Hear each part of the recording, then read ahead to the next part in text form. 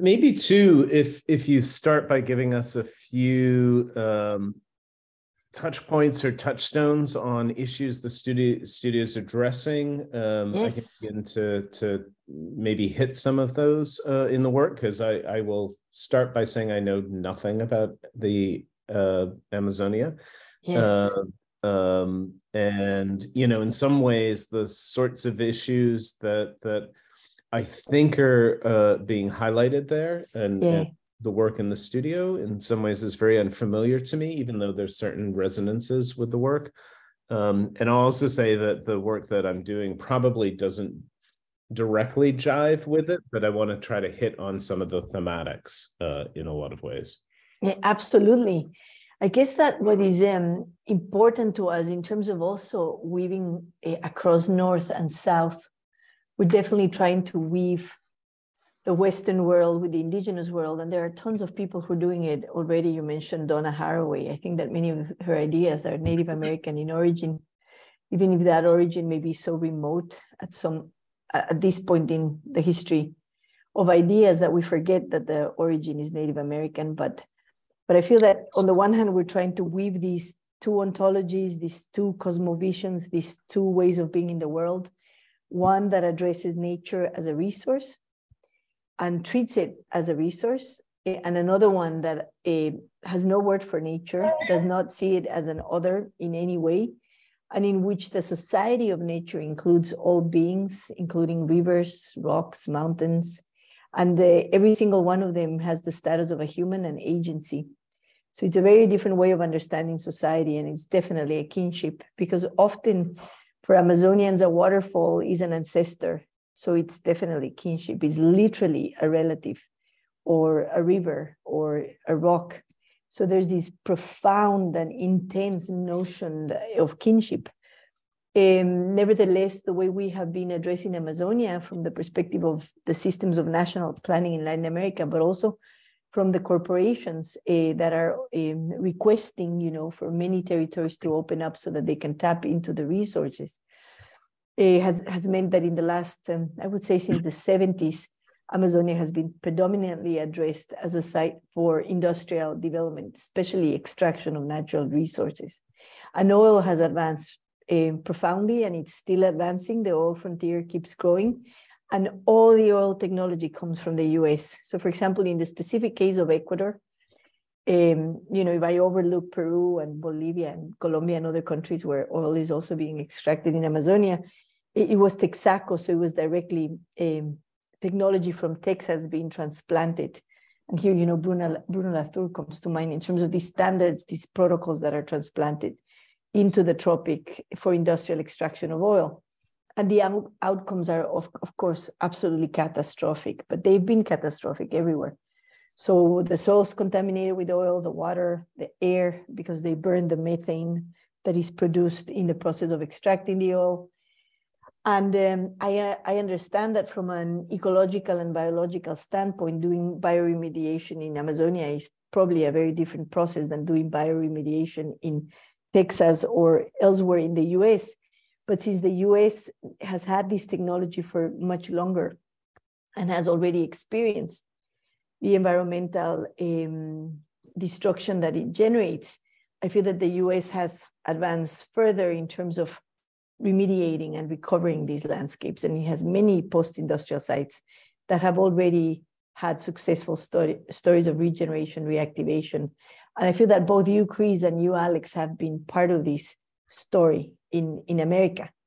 So I think that Latin America has a lot to learn from the US, and it has to develop its own, with collaborations, of course, its own models for tropical remediation of oil industrial sites. And that's why we are looking forward to listening to you and learning from you and from your own experiences undertaking these processes here at home. Great. Perfect. Well, that's very, very helpful. Thank you. Sure. Thank you for that. All right, I will share screen, hoping that works for everybody. Yes, perfect. Great. So in a lot of ways, I think given the way that you've outlined that, you can begin to think of my talk as starting to address some of the broader climate issues that we're all facing around the world, the ways in which landscape might begin to address these in very specific ways. But you might also think about this as a series of projects and strategies that maybe sit alongside some of what you're doing in studio, but maybe there's something of the kind of ethos or thinking behind them that could be productive in a number of ways for you. So with that, I think so much of what we're all doing, so much of what you're doing sits against what Nina Marie Lister, the ecologist and colleague and collaborator, would call a polycrisis. There's not just one issue at stake, but actually there are many, many, many issues at stake. And they have different expressions, different outcomes, different impacts on people and species and environments around the world. In a number of ways, certain places are dealing with too much water these days, whether it's from increasing intensity and frequencies of storm events. And Hurricane Katrina was just the beginning of these many, many years ago, and the consequent impact on people in urban environments, seen through the lens of New Orleans, was very, very evident. But these kinds of issues are being felt quite regularly in other places like Boston, where the king tide really every couple months already is overflowing the embankments of historic wharves and piers along the waterfront. In other areas, there's an incredible lack of water. You've probably heard about the water crisis in the desert Southwest along the Colorado River and with all the aquifers and basins there. There are many, many places that are suffering from a radical historical lows in terms of water supply. What does that mean in terms of drinking water supply, in terms of water needed for biodiversity, and in terms of food supply as well? There's also an intensification of the occurrence of wildfires, this one in the hills around Los Angeles, but we've also seen this in Australia and other places around the world as well. There is a biodiversity loss that goes along with this. Richard Weller and his colleagues documented cities across the world, biodiversity hotspots, he called them, where biodiversity loss is at critical levels, Los Angeles being just one of them, but where critical species formerly endangered are now extinct. And the extinction process is just accelerating and amplifying. With that too, you see other effects of climate change being extreme heat. As you all know, urban cities exacerbate heat. We have heat rising, and then that heat rise is then amplified through urban environments and heat island effect. And so all of these forces are starting to coincide and commingle. Unfortunately, those who are least able to deal with those changes are affected the most, whether it's because of political power, often because of race or ethnicity, certainly because of income level. But you see a confluence of issues where the poorest folks who come from racially and ethnically diverse backgrounds live in some of the places with the fewest amount of trees, with the highest effects of heat island effect, with public health issues that result from breathing bad air. And all of these issues are sort of really concentrated in ways that are frankly unjust, and are really focused on those, again, who can least deal with it. So within the context of this, the question is what to do. I think the starting point is to shift focus a little bit conceptually. The idea of understanding that what we know as nature and environment is a modern Western construction, and that other cultures, indigenous cultures,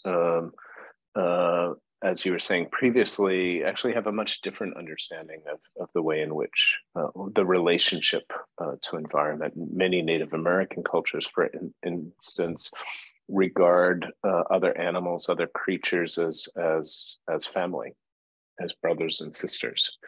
In fact, they understand the world as family, as part of their being.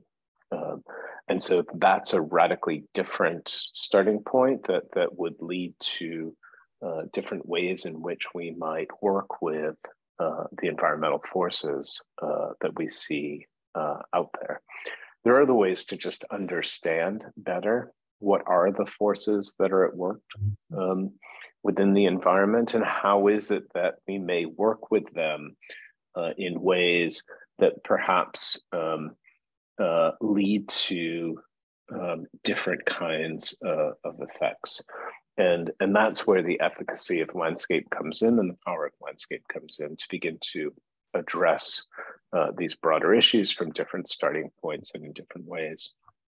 And of course, many of you know that our practice from the start has really focused in on this question of how landscape itself might play a more prominent and formative role in the making and reimagining of public spaces, infrastructures, entire cities, and by extension to the work that you're doing, larger scale territories as well. So much of that is based on an understanding of how to better unlock environmental dynamics and processes, to work with them as we begin to think through projects, think through processes like climate change, and how our projects may better embed shorter and longer term cycles that are dynamic and that work with these systems in process. In this way, landscape, you probably all know this, can clean air, can clean soil, can clean water, but there are ways in which that we can work with the dynamics of water, even in extreme situations with sea level rise and storm surge and the anticipation of flooding, even within tight urban sites like this. How is it that we work with those dynamics to begin to imagine new kinds of futures? And so I want to talk to you about a few different kinds of projects that are embedded in the work that we're all doing, with the hope, again, that you think of this as a parallel set of studies to the work that ultimately you're doing. And we'll start with a number of projects that feature constructed wetlands on the one hand, but also look to implant biodiverse tree canopy within urban spaces. Wetland carbon sequestration is actually quite critical. The role that wetlands play here in terms of carbon sequestration is probably undervalued and can be amplified. I'm not going to go through the science of all this. You probably learned it, some of this in grammar school.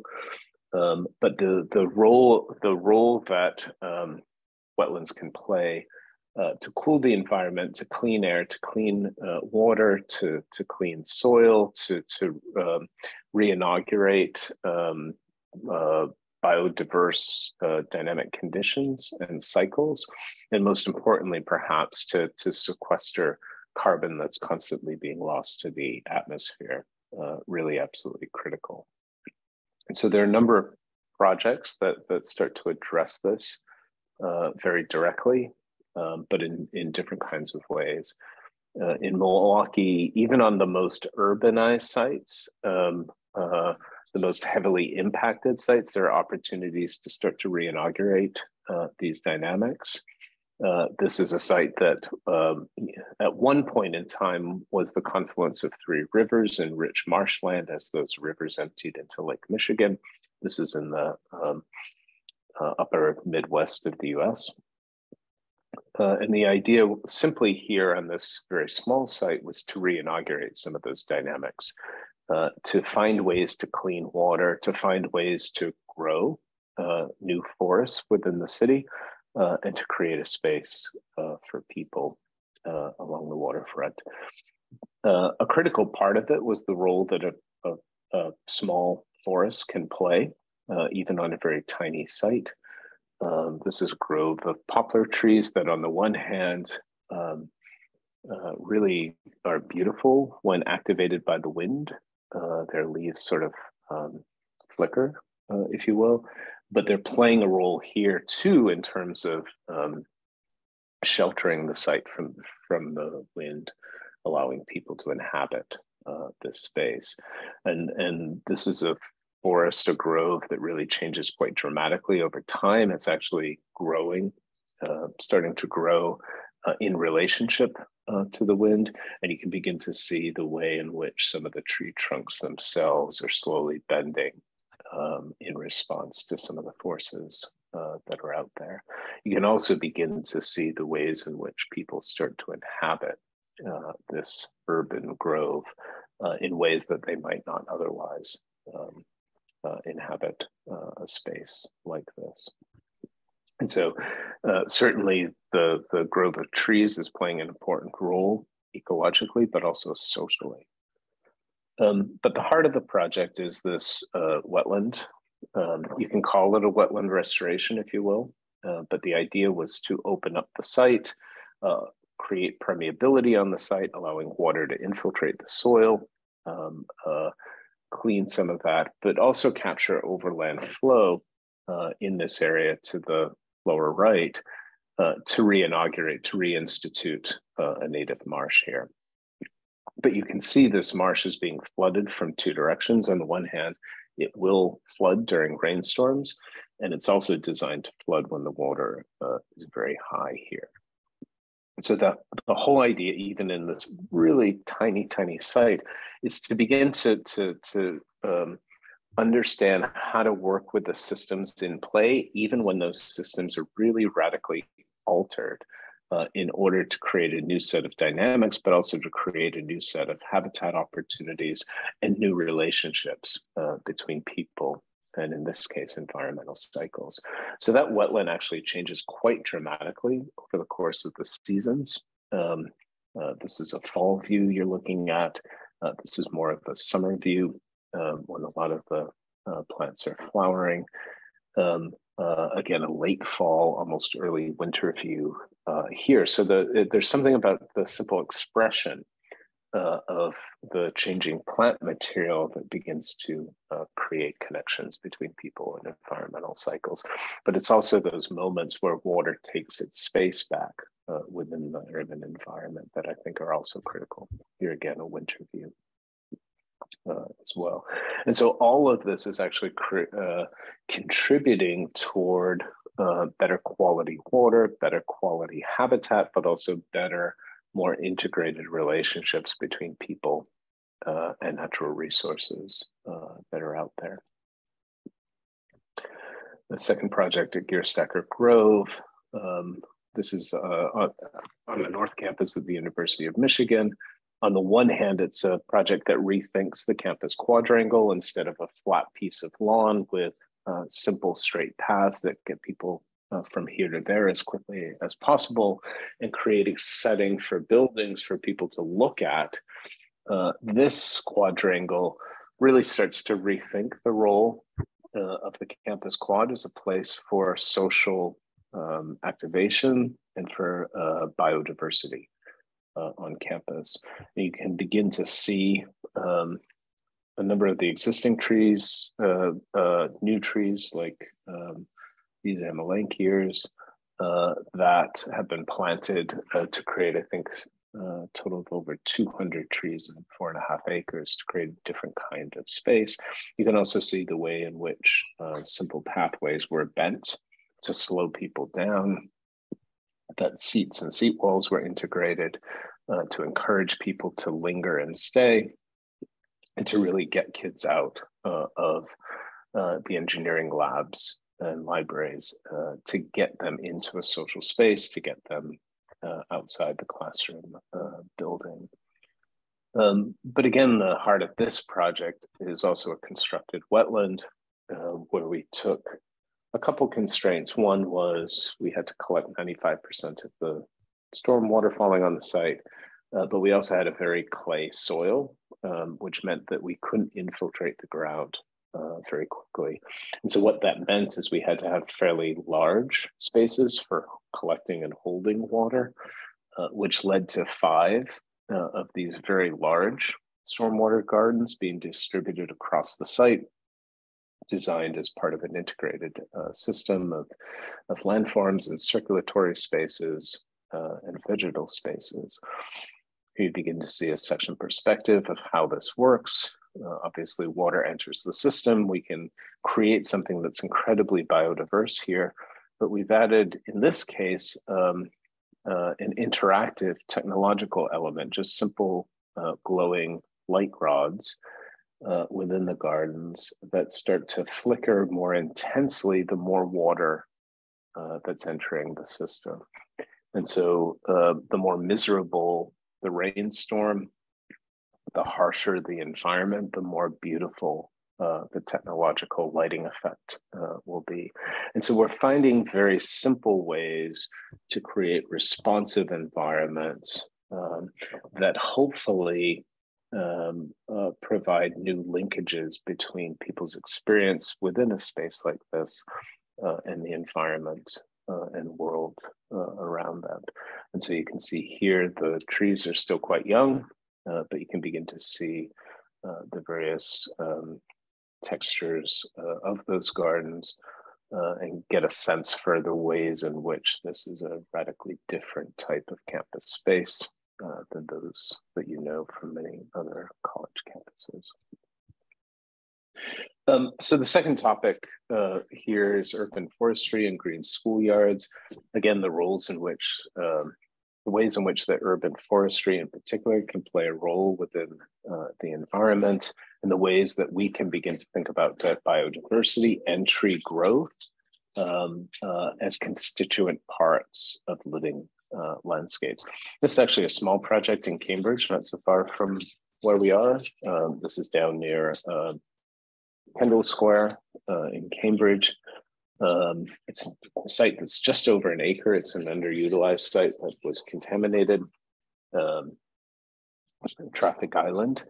And the city of Cambridge wanted to create a demonstration project for its new urban forestry plan.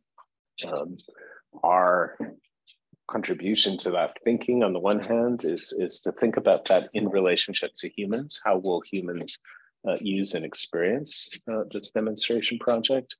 But also, what are the various ways in which we could think about forestry as a set of practices, even within urban environments? And so the project's somewhat simple. There's a central urban grove that, with a couple of other elements, fixed seating, a small deck, becomes the kind of social heart of the space. But you can begin to see on the edges the way in which we're creating landforms and a lowland infiltration forest, how we're manipulating landform to provide different kinds of growing environments that create different kinds of small forest groves all the way across the site. So this is the center of that space. The idea is to feel fully engulfed within a living environment here, and to have the maximum biodiversity that's possible on the site.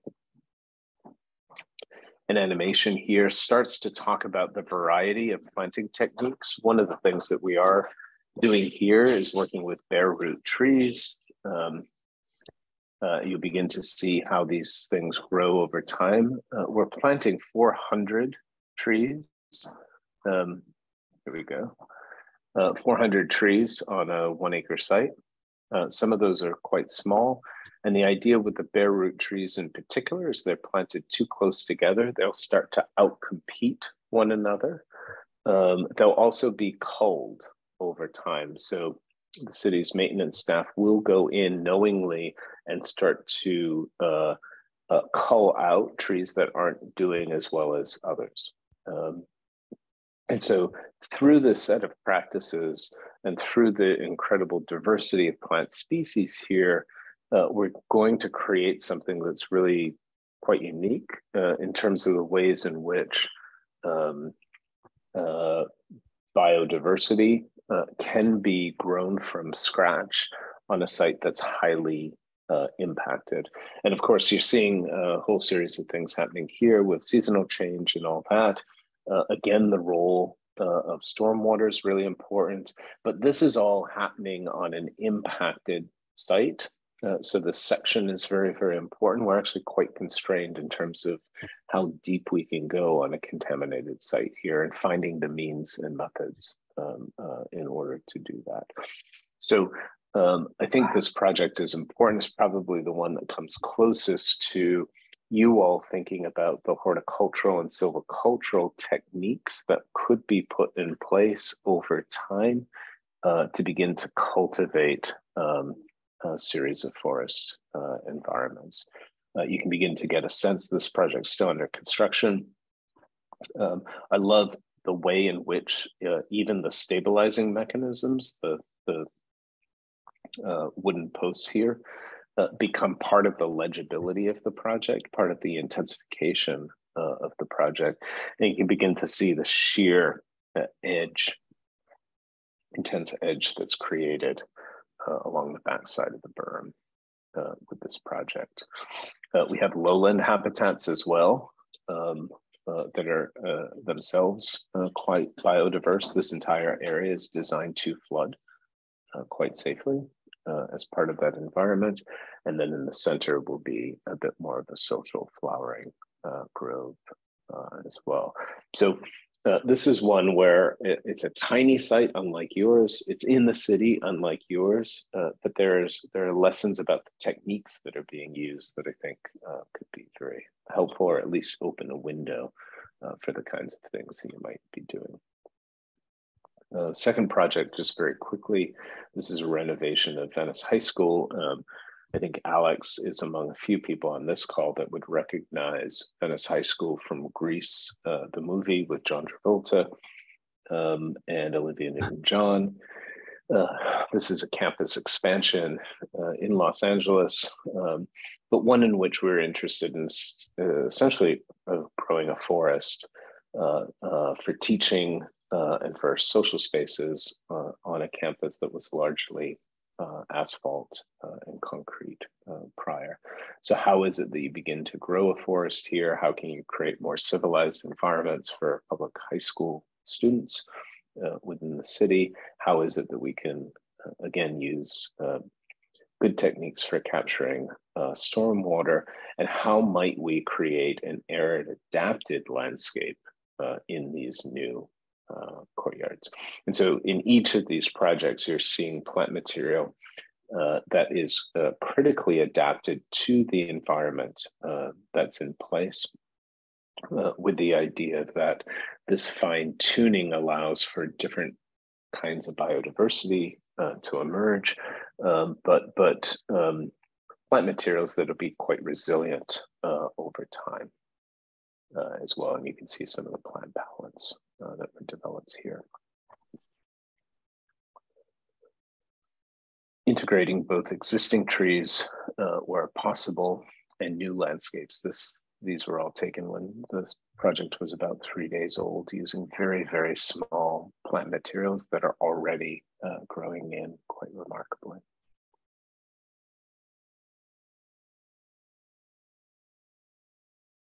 And a teaching garden as well. One of the courtyards is devoted devoted to the science quadrangle and the idea that these planter beds can be adapted by teachers and coordinated to work with their science curriculum as they're developed.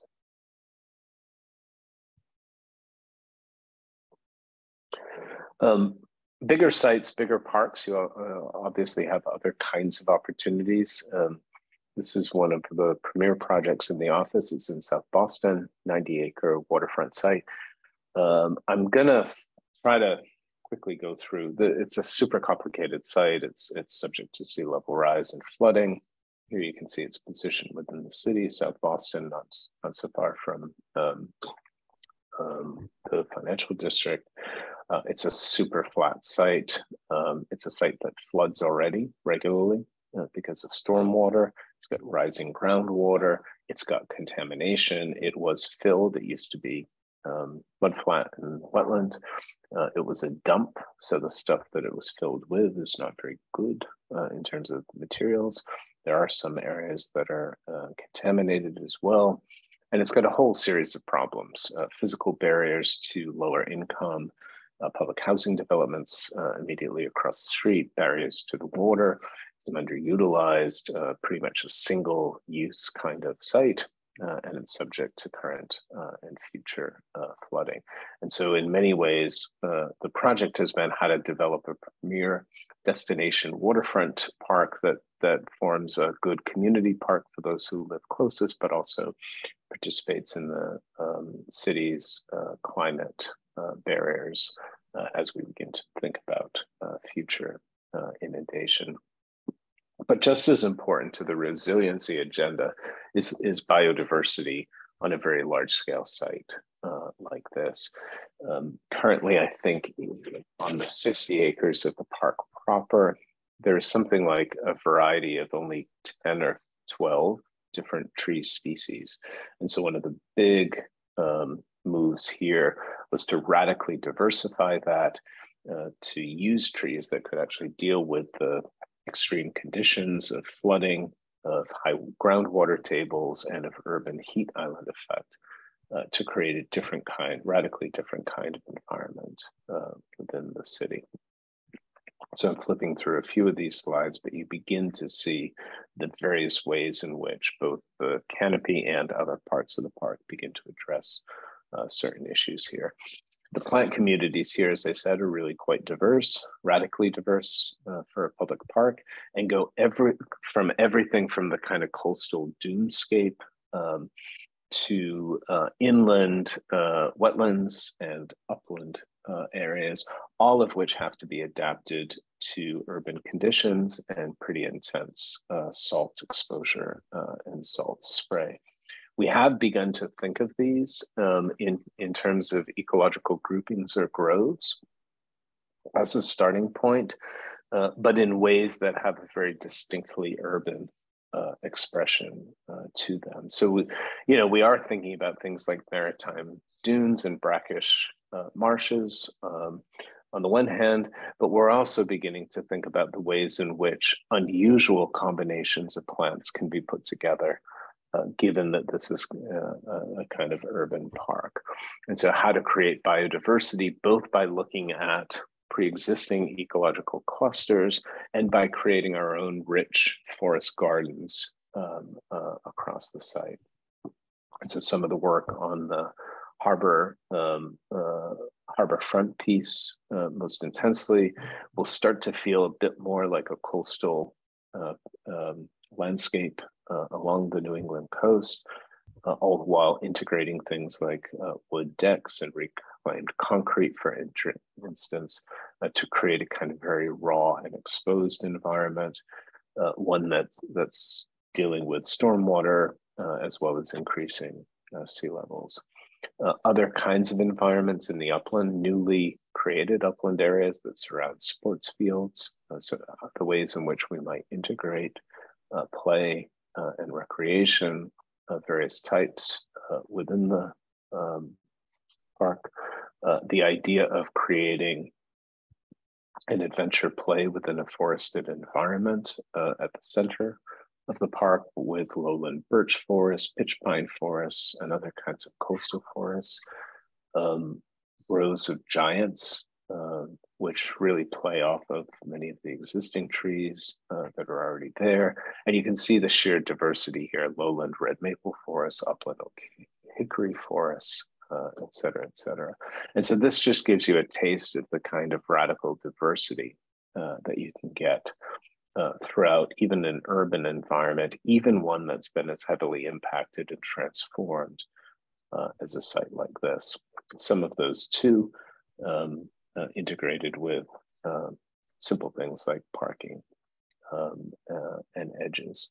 We're also thinking of growing gardens for food. And that's one thing that you might explore as well within your studio, is the way in which newly established forests can actually grow food both for non-human creatures and for humans as well.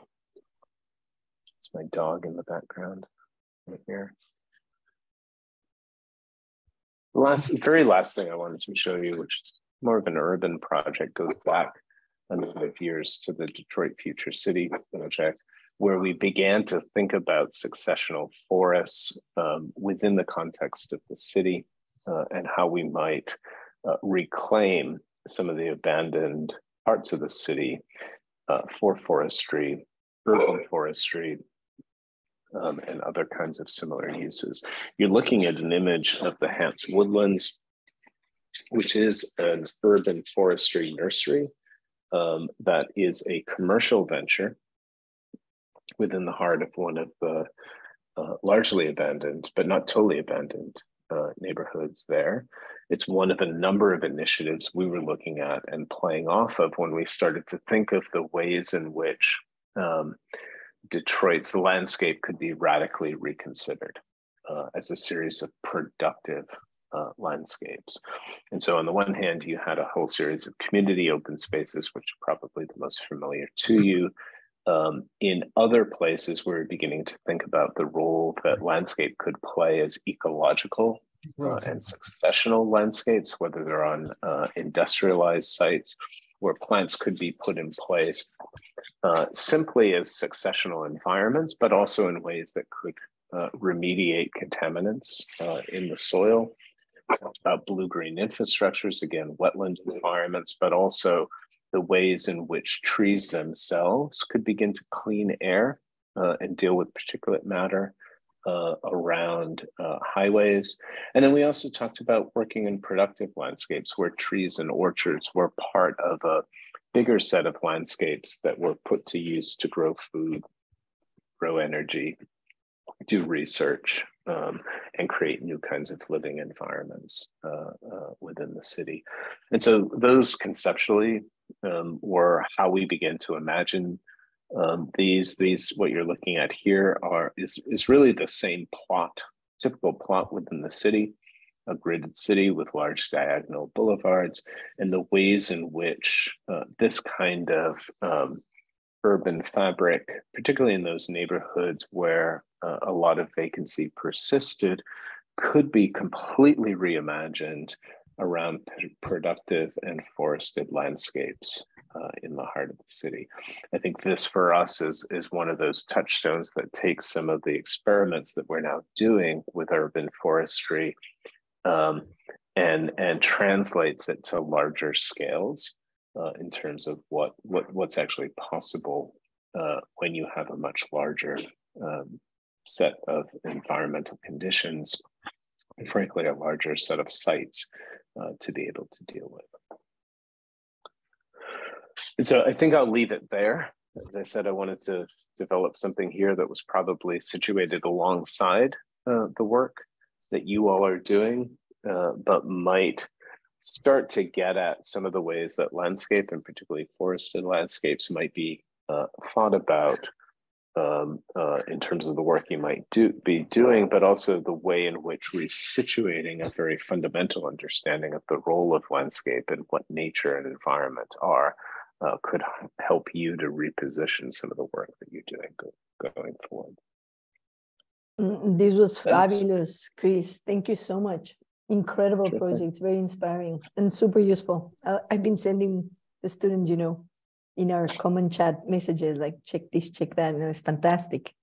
Absolutely. Excellent. Yeah, Wonderful. thank you so much. And should we move forward with you, Alex, and then we'll have a conversation together? Yes, why not? Thank you, Anna. Thank you, Chris, first of all. I think Chris's book with Nina Marie Lister, which they edited, but also authored key articles, is a kind of foundation of my thinking. It pitched me into ecology in a way, in a more direct way than my evolving interests. And thank you, Anna, for inviting me to this, because it will also be provide for me, for my own thinking, an impulse. So I'm grateful for that. But Thank I you. must say that what I'm doing is a work in progress. So I hope it's not too much of a mashup.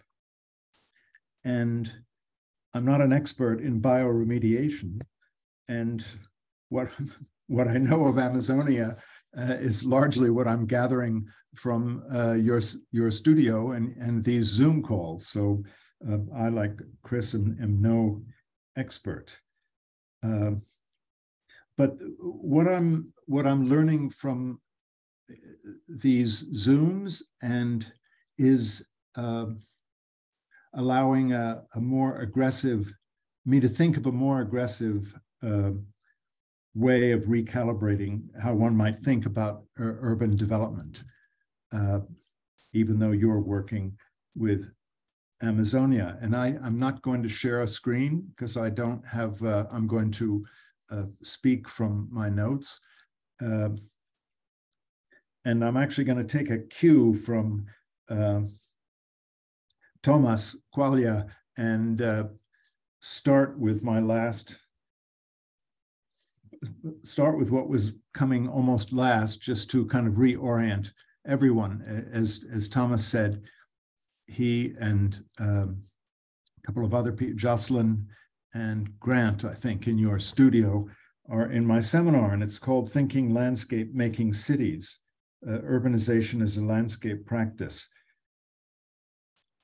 And the guiding proposition is that a city can only be designed with a landscape perspective based on a partnership with all living things.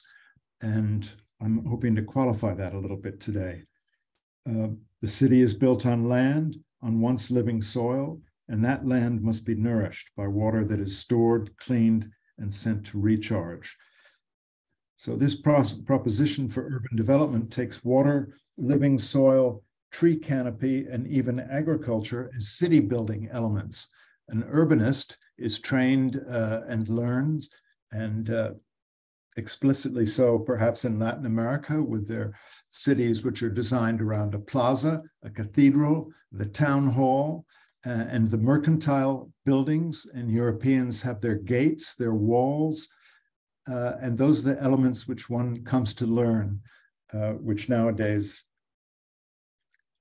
we haven't yet found new versions of. But Thinking Landscape Making Cities is saying that urbanists, well, I don't know if they can do it, landscape architects, together with planners, can bring these other elements, soil, water, as I said, as basic city building elements. And this work begins by recovering suppressed hydrological structures, ecosystems, and habitats. And this can't be done in a holistic sense without bringing the communities and the needs of the communities into the picture. So that's just the context which Anna, your invitation arrived. So what I'm going to do in this talk is juxtapose, I hope not mash together, the 20th and 21st century trajectory of thinking about regenerative design and regenerative development, and set that aside, or perhaps I've not done it, create a structure which sets it aside next to the living history and culture of indigenous peoples, ancestral or traditional knowledge and practice. And as Anna pointed out, indigenous culture is another world. I'm not going to get into it, but I think we can learn a great deal from it. So to these two elements, the concept of regenerative design and development, which I will say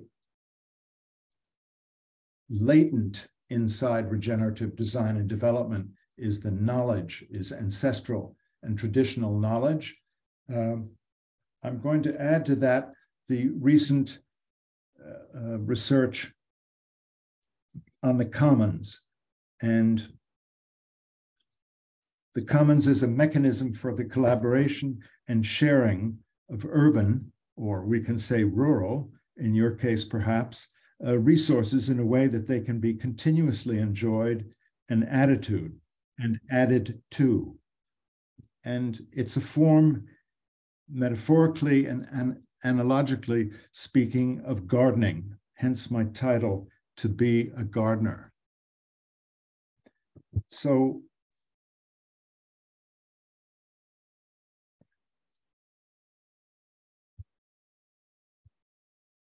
my parts, I want to say one very brief comment about the predicament we find ourselves in, which I call our asymmetric age, which then say a few words about indigenous or ancestral knowledge and practice with some humility, talk about regenerative design and development. I can't go into a history of it. It's a very interesting trajectory.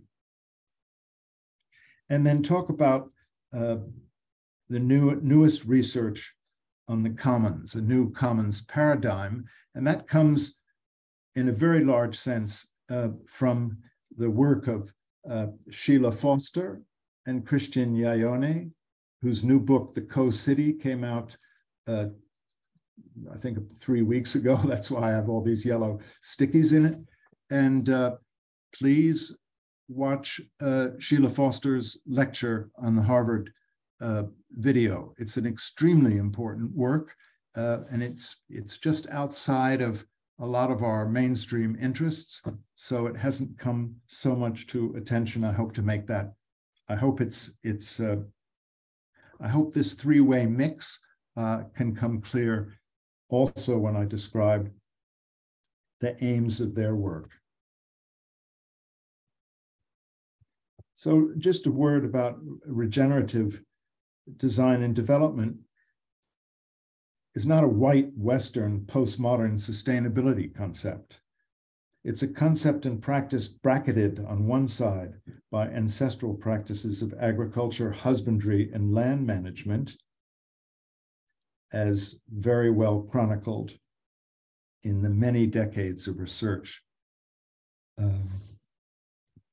by Eleanor Ostrom. And on the other side, future practices based on equity, ecology and values, which Sheila Foster and Christian Yayone have worked into their very many projects that have been realized in the US and in Europe. So both regenerative design and development, and as a main part of Foster and Yayone's work, the results have been achieved by new forms of resource management and governance based on collaboration and sharing. So that as a philosophy won't sound so foreign if you've been looking at the Ecuadorian Amazonian cultures of the Waorani. For example, do indigenous cultures need us? I'll end with Namonte Nenkimo's letter to the Western leaders, and they don't need us. They need us to stop doing what we're doing. but we in the developed world need to learn and understand and empathize, and from empathy learn their work. So I'm going to begin to go through this material. So first of all, to be a gardener, what does that mean? In his 1974 Nobel Prize acceptance speech, the economist Friedrich von Hayek proposed that we live and think as gardeners. And he wrote, gardeners are partners, this is his acceptance speech, gardeners are partners in co-evolution with the living system in which they work, cultivating growth by providing the appropriate environment. And I'll add to this a quote from Reed and Benne, who are practitioners of regenerative design and have been for many years. And Reed's office is called Regenesis, if you have a look at it. They also write about gardens. A gardener does not make a garden.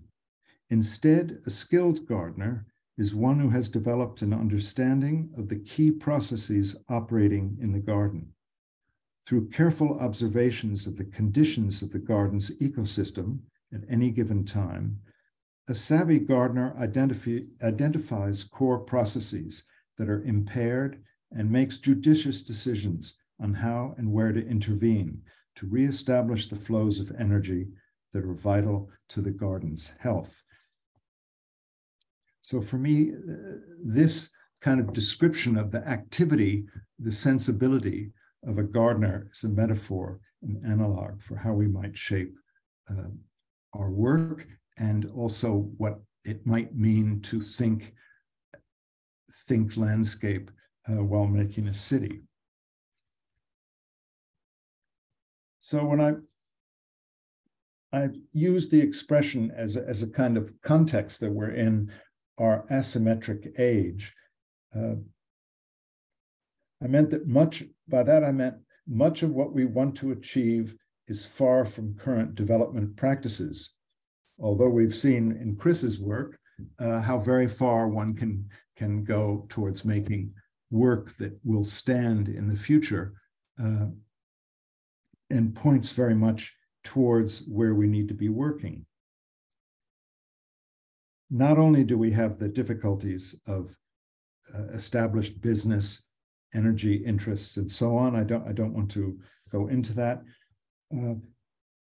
but we are also aware at the same time of the dimensions of our colonial past, the resistance to change of the present, and all of this in the context of an unpredictable future of climate change. So being a GST student or faculty members, how can we intervene, or how can we build into our projects conceptual strength that can form, on the one hand, a kind of resistance to the status quo and break into a new paradigm? What tools and what ideas can inform that? So my presentation is also very much a question. So regenerative design and development is familiar to us as coming from the permaculture movement in agriculture, popularized in the 1970s by Bill Mollison. And then a decade or so afterwards, it was recast for designers and planners by the West Coast architect John Tillman Lyle, working at Cal Poly. But in fact, the idea that this is where permaculture and regenerative architecture come from is a great conceit. These ideas and practices are latent in indigenous or ancestral knowledge of agriculture and husbandry built up over centuries of trial and error. And I should add that it also includes, when we think of indigenous cultures, first peoples, we think of people in the native First Nations in North America, the indigenous cultures in South and Central America, also in Asia and everywhere else. But here I might include agriculture and husbandry practices as they were practiced at small, very local scale in Europe and in the US until the Industrial Revolution, really, until the Second World War. So it's, and a lot of that, there also is a lot of knowledge that recently, which we are currently losing. So in a way, we're in a battle of knowledge.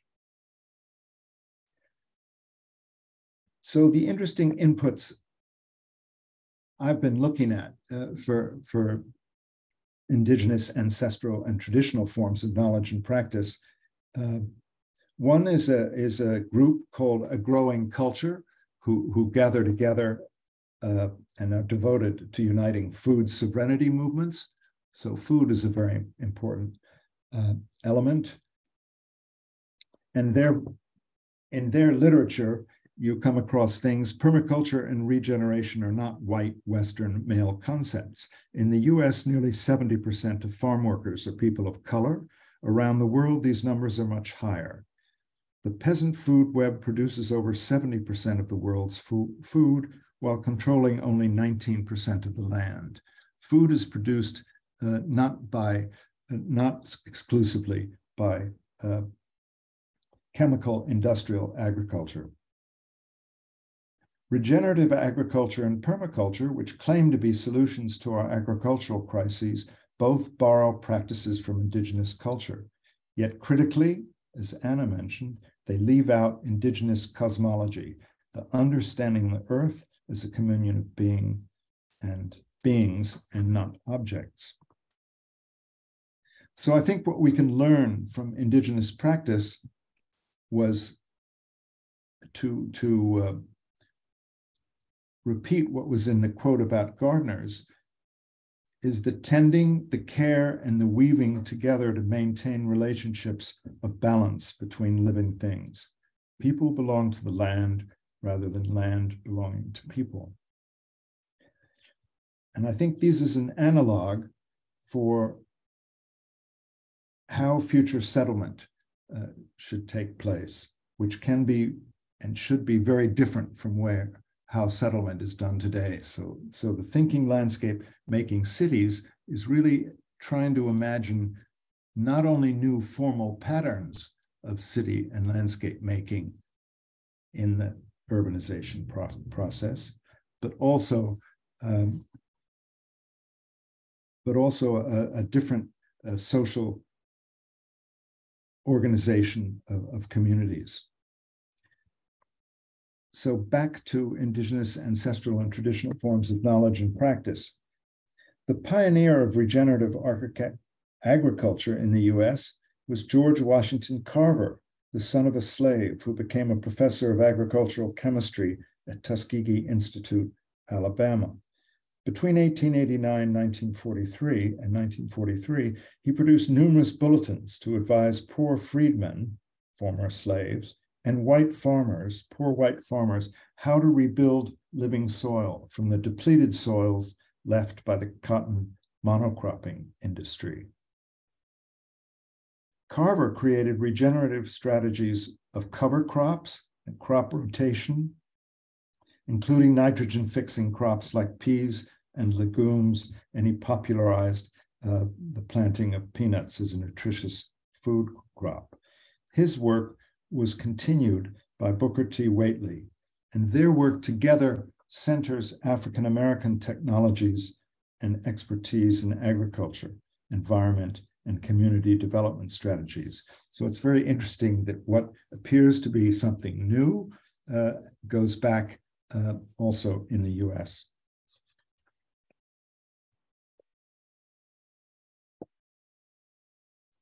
My second input for traditional and ancestral care of the land is agroecology, which is understood as an academic discipline and a holistic agricultural practice. It's a term defining the indigenous and ancestral production systems that have been developed over centuries. Proponents of agroecology claim it is the answer to how to transform and repair rural food systems that have been devastated by industrial food production and the so-called green and blue revolutions that have exhausted the life and productivity of soils and disrupted traditional hydrological systems. People in my seminar have seen a project I was involved in the rural part of Brandenburg in Germany, where in order to understand what was going on, we looked at the early 19th century ordnance survey maps, which in a very detailed way not only showed topography and the settlement of villages, but also the grain of agricultural, the scale of the agricultural fields, and the different hydrologies, where water was through the year, where water was seasonally.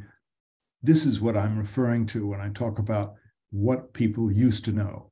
And in the particular example of East Germany, because of the collective farming in the socialist time and the large global agricultural concerns that have taken over those collective farms, that pattern of the land, the pattern of the hydrology, the nature of the soils has all been obliterated.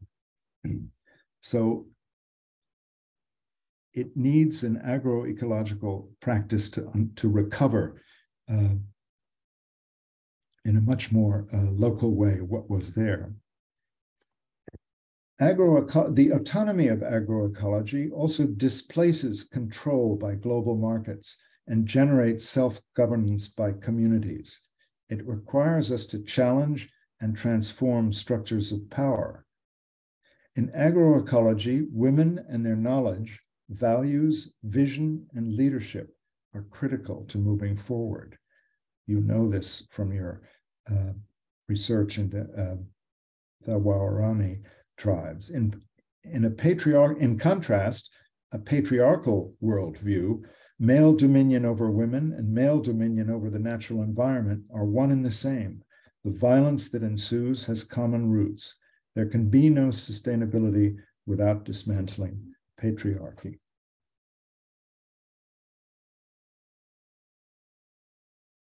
So, back to regenerative design and development. What is it? It builds capacity into human and natural systems to stop environmental degradation and slow climate change. Linear systems of extraction to waste are replaced by cyclical flows of nutrients and material. It is profoundly place-based, and its operable framework is the long term. The concept of co-evolution belongs to the redesign of human systems to co-evolve with natural systems, and also the co-evolution of urbanization and the urban pattern with the needs of local and regional ecosystems. No development decision can be taken place without understanding much more fully its effects on the local and regional ecosystems, but also on the local and regional communities.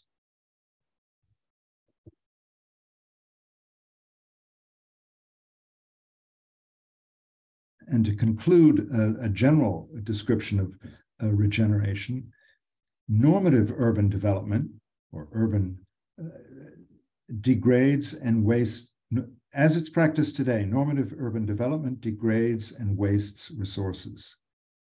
Sustainable urban development maintains resources and does no harm. It merely maintains the resources and does no harm.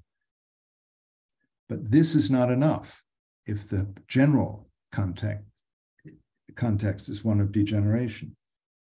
Regenerative urban design enriches resources builds social and economic capacity. It moves from a system of control to working in partnership with place, local communities, and local ecologies. So I mentioned George Washington Carver as an originator of regenerative practice in the US, and I want to make one more reference, and that is to the German gardener and landscape architect Leberecht Migge, who worked in the 20s and 30s. And in his writings and in his publication, his practice, he believed in a circular metabolism between city and region. He was based in Berlin. Cities are unproductive. They consume land without yielding new resources. Organic waste is a nutrient flow to produce food for the individual and city. He was involved, he pioneered part of the systems, which are historical systems of Berlin, of taking the sewage out, piping the sewage out to the outskirts, to soils in which the sewage would be cleaned and then could be used for agriculture, and sending food back. So waste out, food back in. And with this understanding, he wanted to transform the large city and even the nation by the act of gardening, and wrote that human participation in the biologic cycle through intimate contact to land was psychologically very beneficial. So I've described very generally the concept of regeneration and as a basis for design and planning based on co-evolution, circular metabolism. In a very rough way and with some humility, I've mentioned how much one might learn from different indigenous and ancestral cultures and the knowledge they hold.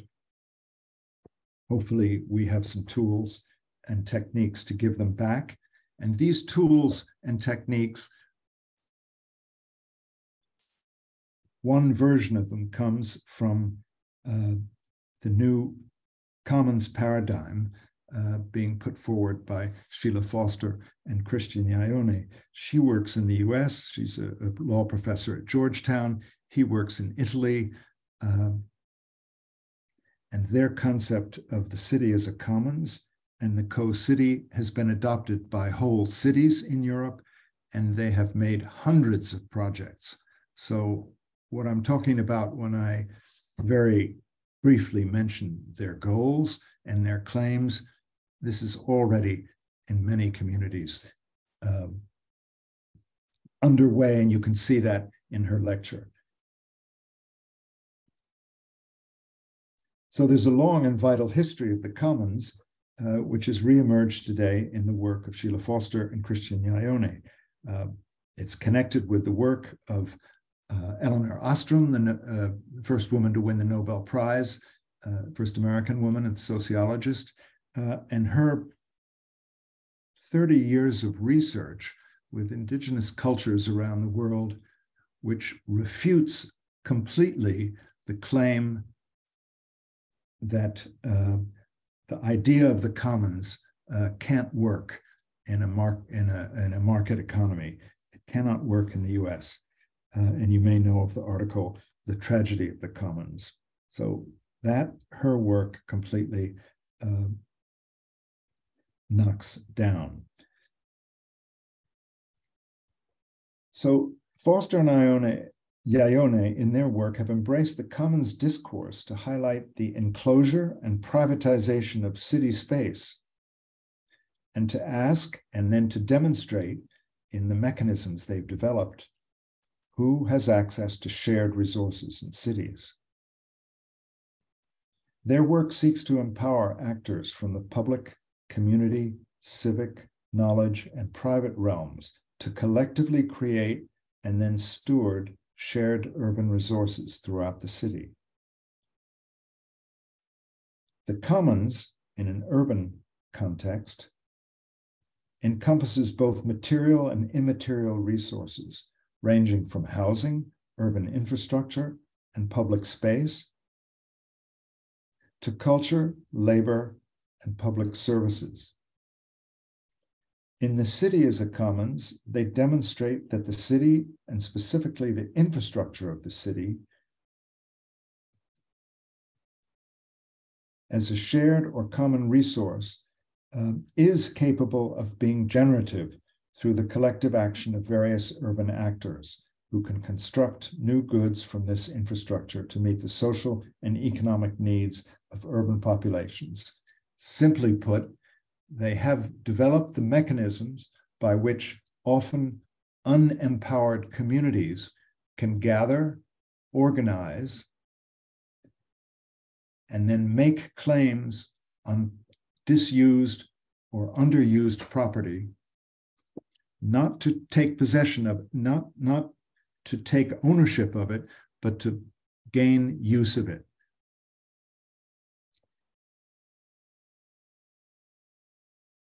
In their co-city framework, which is what one finds in this book, their ideas of the city of the commons are extended and reconceived.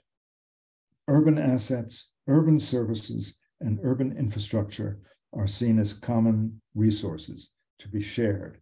By the way, in the city as a commons, the thesis of this article is a new form of governance based on collaboration and sharing, which when I read a précis of the article, I thought was an academic, liberal concept. But in fact, the city as a commons is an article in the law review, in the Yale Review of Law. And every point made is grounded in US legal precedent. So if it sounds revolutionary, it's based in existing laws. And of course, they've leveraged that to be successful. One of their techniques is governance experimentation labs, where communities of actors are able to identify and co-design projects that would revitalize or regenerate three types of urban commons: cultural assets, green spaces, and city-owned buildings, and overcome legal and procedural obstacles that could hinder cooperation between local officials and neighborhood residents. Most of their work, almost all of their work, is in the US or in Western Europe. I should say that Turin and Rome in Italy have altered their governance system to follow the co-city framework, which they've organized. In the US, it's something different. It's much smaller towns, but a great number of small-scale projects. A challenge for the co-city framework is its potential to test the power of its approaches to address endemic racism and injustice in the American city, and in Europe, bureaucratic ossification and wealth concentration. The co-city framework has not yet found application in the cities and communities of Africa, Asia, and South America. As Sheila Foster writes, we are still missing procedures that give voice and agency to those who have no voice and no agency in the present, especially in decision-making institutions and processes. So I wonder, I don't know if we can discuss this, in Amazonia, how might this model be adapted for collaboration between part indigenous peoples and the power structures in the state, and city, state, and nation. So I started with the notion of thinking like a gardener. I then wanted to contrast the ideas of regenerative design and development with indigenous agricultural and husbandry practice, not neglecting to say that the former has yet to gain the values and cosmological relationships of the latter. I'm hardly qualified to go there. But Sheila Foster and Christian Yayone's proven project frameworks demonstrate that vulnerable and underserved communities can access urban common resources to overcome inequality, ethnic and economic segregation, access to affordable housing, healthy food, green space, and broadband networks. And I will close by paraphrasing Nemonte Nkimo's well-publicized letter, which came to my attention in October 2020, when it was very well published in magazines, in newspapers like The Guardian, but in a lot of, and subsequently, other professional. Anna, I'm sure your students will know her and her leadership in her community in Ecuadorian Amazon. But I wonder if we could look at her, what she has to say, as if she's speaking to us at the GSD, and I hope through us to politicians, developers, and builders. In her letter to Western leaders, she wrote that indigenous people are fighting to protect their way of life, their rivers, their animals, their forests, and indeed life on all of the earth. And it's time that Western leaders listen. The white man knows too little for the power that he wields and the damage that he causes. So I think I will stop there, and I hope people can keep in mind the concept of regenerative design and development practice, based partially and drawing further upon indigenous and ancestral knowledge, and possibly instrumentalized through the kinds of instruments and mechanisms developed by Foster and Yayone. So, thank you. Thank you, Alex, for sharing with us all those deep reflections. That was wonderful. Two incredibly complementary presentations, you know, one much more coming from practice and the empirical, if you wish, addressing of all these issues that we're facing, and another one, you know, more about reflecting on all the maybe political and social and philosophical implications of making. I think they were both great and come together beautifully. Now it is already 7:41. You guys have already, you know, donated so much of your time and reflections and ideas. We're very thankful. So I guess we can let you go. You probably want to rest, eat something, drink something. I thank you both. Get back to work. Yeah, get back to work. Another 4 hours, Chris, ahead of us. Not 4, but you know. At least 2. Thank you for your time, and yeah, for great presentations. And thank you to all the students as well. And hi to hola a la Católica, un abrazo. And we'll be in touch. Very good. Thank you. Excellent. Thank you, Anna Maria. Enjoy the trip. Anna. Enjoy the studio. Thank you so much, Thank everybody. you. You too. Bye all. Bye-bye. Bye. Bye, Alex. Bye, Chris.